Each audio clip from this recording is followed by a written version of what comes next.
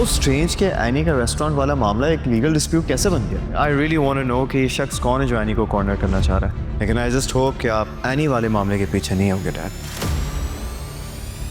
ये line 1 inch भी इधर से उधर नहीं होनी चाहिए, क्योंकि अगर बेस गलत बैठ गया तो बिल्डिंग का वजन झुक जाएगा। सर नीचे वाले ग्रुप के लोगों ने भी काम रोक दिया है, कह रहे हैं कि जब तक काम स्टार्ट नहीं करेंगे जब तक पेमेंट नहीं आएगी।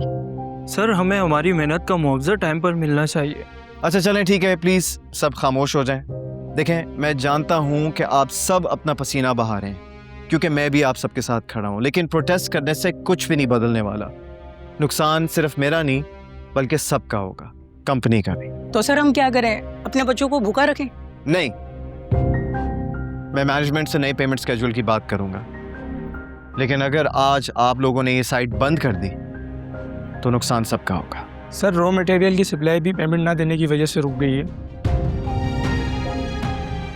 मैं बात करता हूँ, आप जा सकते हैं।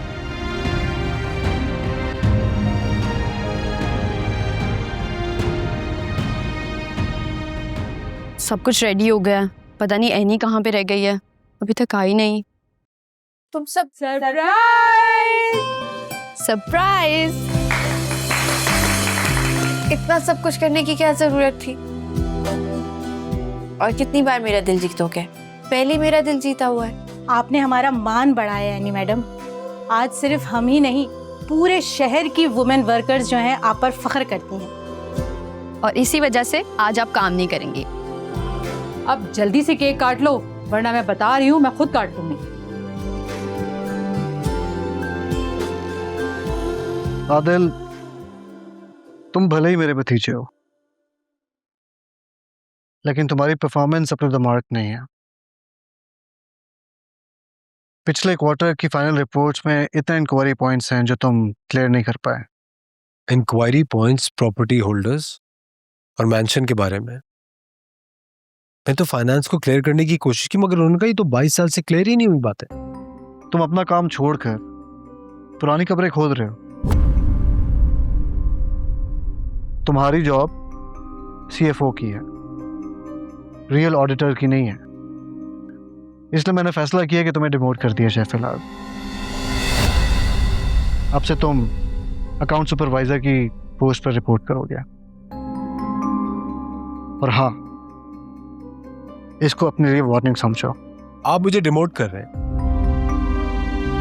मुझे फाइनेंस हेड से हटाकर एक मामूली सा अकाउंट सुपरवाइजर बनवा रहे। यानी बिजनेस के अंदर जो भी मेरा हक था आपने मुझसे वो छीन लिया। बिजनेस विरासत में नहीं मिलता, उसे कमाना पड़ता है। आदिल, अच्छा हुआ तुम यहाँ पर मिल गए। वो कंस्ट्रक्शन साइट पे प्रॉब्लम हो गई है, कैश फ्लो रुक गया है। पेमेंट्स ना होने की वजह से लेबर और सप्लायर्स ने काम बंद कर दिया है। व्हाट? क्या मतलब? हम तो पेमेंट्स क्लियर कर चुके हैं। क्या ये तुम्हारा नया कमाल है CFO साहब? X CFO। और हाँ, फंड्स मैंने ही ब्लॉक किया। आदिल, तुम होश में हो? ये बिजनेस है यार, मैदान जंग नहीं। मैदान जंग? ये बिजनेस है ना, इसको ट्रांसपेरेंसी कहते हैं या फिर अकाउंटेबिलिटी। देखो आदिल, तुम इंतकाम के चक्कर में ना बिजनेस को नुकसान पहुंचा रहे हो। तुम्हारे डिजाइन्स लेट होने की वजह से जो शेयर्स गिर गए, बिजनेस को लॉस हुआ, वो लॉस नहीं था क्या? अब अगर मैं एक हक की बात कर रहा हूं तो बिजनेस को बहुत बड़ा लॉस हो रहा है, राइट?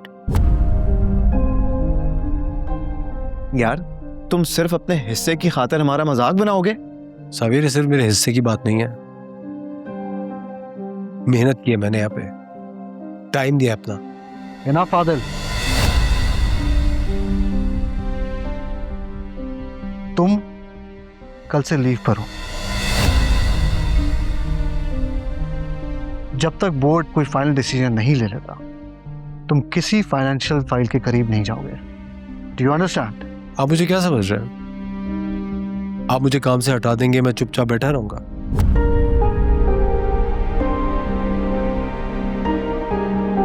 मैं कोर्ट से स्टे ऑर्डर ले लूंगा। आप मुझे इस तरह नहीं हटा सकते।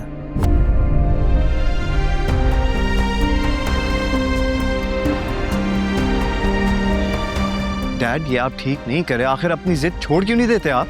अगर ये मामला कोर्ट तक चला गया तो बिजनेस की बदनामी हो जाएगी। डैड प्लीज अभी भी वक्त है, आप इस लड़ाई को खत्म कर दें, आदिल को उसका हिस्सा दे दें। ये तुम्हारे सोचने का काम नहीं है।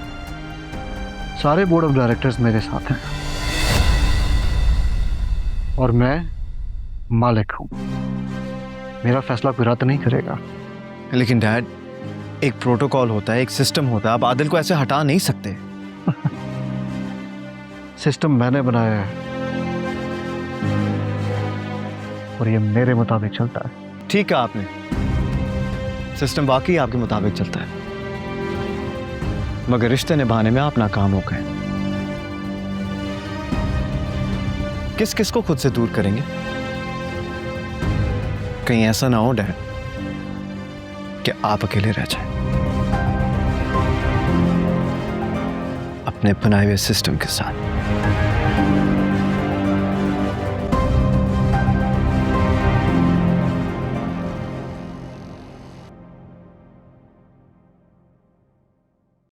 तुम्हारी कामयाबी का सुनकर मुझसे रहा नहीं गया। तुम्हें बहुत बहुत मुबारक हो। आपका बहुत शुक्रिया, लेकिन मेरे लिए सरप्राइज की बात तो यह है कि आप यहाँ आई हैं। मुझे बहुत खुशी हो रही है। ये मेरी सास कम और मेरी दोस्त ज़्यादा है। एक इनविटेशन है, अब कहाँ का इनविटेशन आ गया? एक मशहूर मॉर्निंग शो की तरफ से है। मॉर्निंग शो जाना जरूरी है। अच्छा खैर, हम बैठते हैं ना, आ जाए।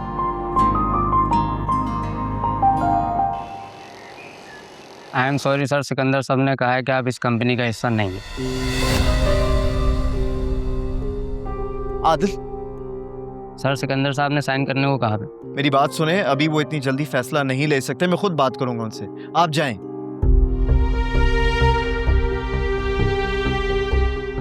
और आदिल तुम्हें क्या हो गया है यार, तुम ऐसे कैसे साइन कर सकते हो? तुम्हें एटलीस्ट मुझसे बात तो करनी चाहिए थी ना। मुझे किसी से कोई बात नहीं करनी, बेहतर है मैं यहाँ से चला ही जाऊं।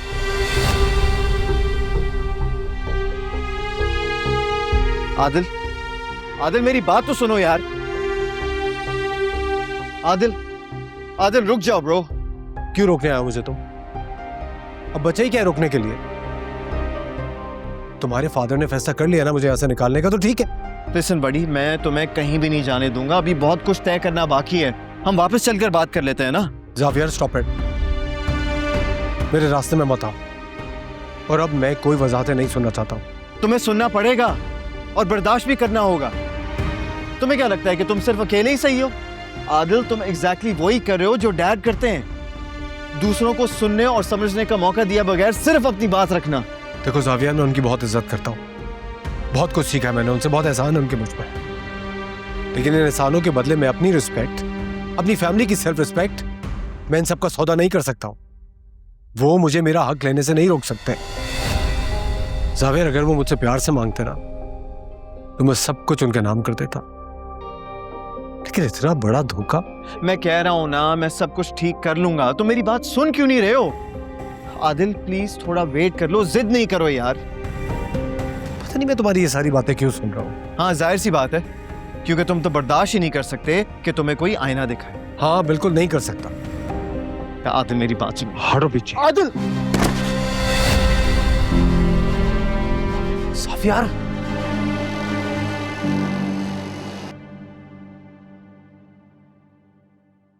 एनी, वो जो तुमने डिश बनाई है ना वो रेडी है, लेकिन मुझे लगता है अगर उसमें हम लेमन ऐड कर दें तो उसकी खुशबू और अच्छी आएगी। हाँ ठीक कह रही हो शायद।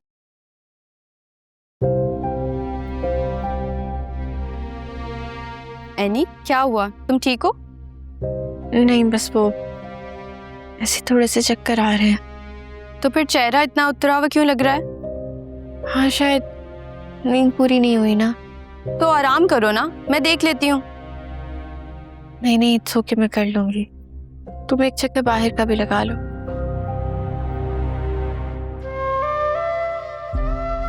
साफ यार,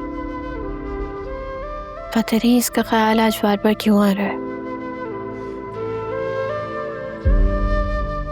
मुझे लग रहा है तुम्हारी तबीयत नहीं ठीक, तुम आराम कर लो ना। नहीं नहीं, मैं ठीक हूँ, तुम जाओ बाहर देखो। अच्छा ठीक है, ओके।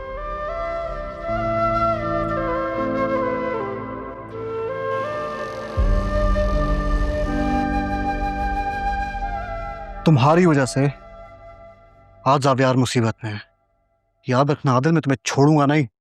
मैंने कुछ नहीं किया, इट वॉज एन एक्सीडेंट।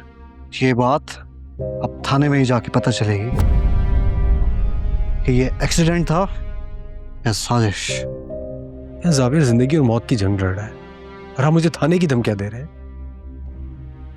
दुआ करना शुरू कर दो आदिल, वरना मुझसे तुम्हें कोई नहीं बचा सकता। ये क्या कर रहे हैं आप लोग? ये हॉस्पिटल है, kindly follow the hospital protocols. Doctor, Zaviyar कैसा है, वो ठीक है? अब खतरा टल गया है, उनके सर पर चोट आई है मगर कोई अंदरूनी नुकसान नहीं हुआ। उनकी सारी रिपोर्ट्स क्लियर है।